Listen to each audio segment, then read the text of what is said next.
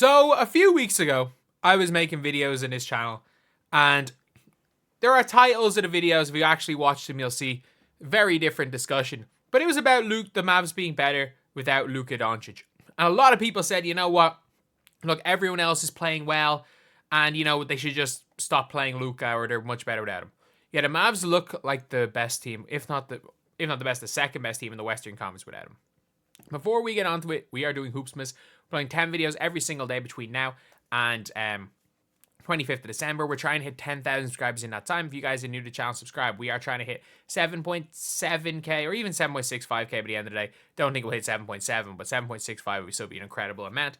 But the Mavs look absolutely unstoppable with Luka, and Luka has now put himself back into the top 5 of the MVP race. Is he top of the MVP race? No. Is he Giannis or Jokic? No. But like I would say, like in the actual MVP ladder, when it comes to the NBA, they've got Giannis in second, which is fair. Like I'm Cat at 5 up to this point is kind of crazy. Franz has to be ahead of, like, AD being ahead of Luka is crazy, and Mitchell being 9 is crazy. But Cat, honestly, I like Cat, but like he's also statistically one of the worst defenders in the entire NBA. But still, you know what? At the minute, having him as 5, cool. But yeah, so I guess Luka at 8 at the minute. I'd still put Luka ahead of Cat. If I was going by 5 right now, I would have like Tatum, Luka, Shea, Franz. Franz won't stay there. Like this, the all NBA first team is going to be the same as last year, barring injuries. It's going to be Luka Doncic, Giannis, Jason Tatum, Shea Gilgeous-Alexander, and Nikola Jokic. It's going to be the exact same as last year. And I think after last year, him not getting the MVP with them averaging with his near 35-point triple-double, I think if he averages something similar, he's going to get the MVP. If he keeps up his averages right now, and the Mavs end up with winning the exact same percentage of games as they are right now, and stay as right now they're tied second seed. If they stay as the second seed, and he continues to average 28, 8, and 8, he'll be the MVP.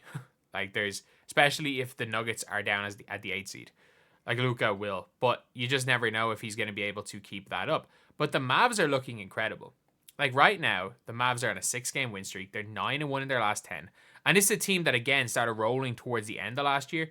This is a team that always plays better at the end of the season than the start of the season. Well, when I say always, they have, outside of 2023 when they made the Kyrie trade, they're a team that always just seems to get better. And they're still probably in the running for getting somebody like getting somebody like a Yabusele who could help them. Like Yabusele could really, really help them. And I think they have all the pieces to at least be contenders. Because with Luka Doncic and Kyrie Irving, they are going to be competing with anybody on a night-to-night basis. Like they can compete with Luka, they can compete without Kyrie. Like I think they beat the Memphis Grizzlies without Kyrie, I think. They obviously have had a couple of bad losses throughout the year. And if it wasn't for that stretch at the start of the year when the Mavs were they just kept losing close games and Luka was really struggling. Luka's looking like himself again. Like defensively, he's not horrific. Like he's not great, but like he's not absolutely horrific either on the defensive end. Like the thing with Luka is that he's not the best defending in space, but he's kind of smart on his feet. So if you get him in like an ISO situation, he's guarding an ISO, he's not a bad defender. But like off the ball, he's just not, his foot speed's not the greatest, and he's not going to guard point guards or anything. But I think I would put him at like the bang smack middle of the road when it comes to defensive players in the NBA, especially nowadays. But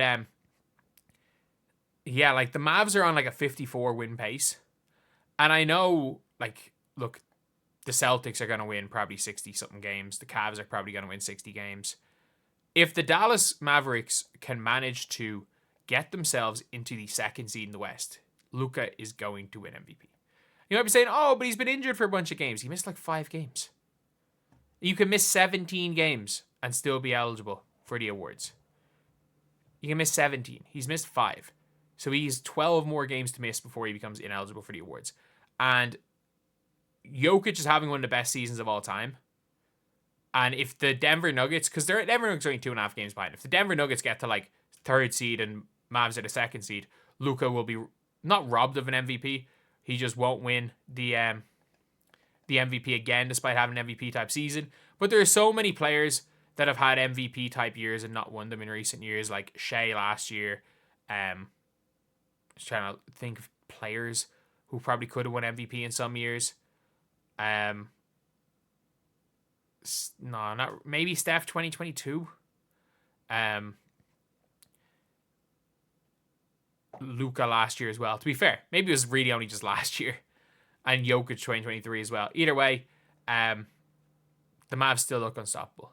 Like they genuinely do, and they have a pretty rough set of games. Like they did lose to the Clippers a couple of for their one loss in their last 10, and they do have to face the Clippers again when they play. Like they have a not too easy stretch of games. Like they play the Raptors, which isn't too bad. Then they play the Thunder in the NBA Cup semifinal, which isn't the worst thing in the world. If you go and get a win over the Thunder, then you're looking, one, you're in the NBA Cup final, which is which still matters as far as wins are concerned, and you get a win over the Thunder.